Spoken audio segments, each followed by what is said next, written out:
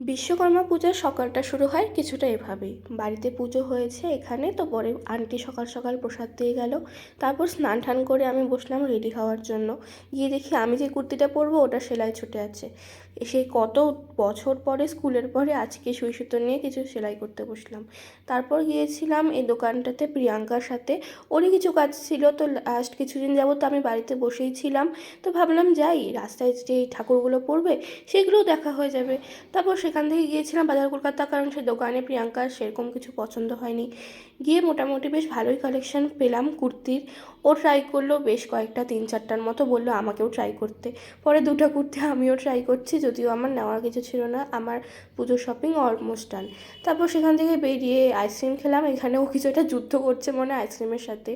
আজকে এত বেশি রোদ ছিল। তারপর ফেরার সময় বাড়ির সামনে ঠাকুরটা দেখে চলে আসলাম বাড়ি। ব্যাস, আজকের জন্য এটুকুই। দেখা হবে নেক্সট ব্লগে।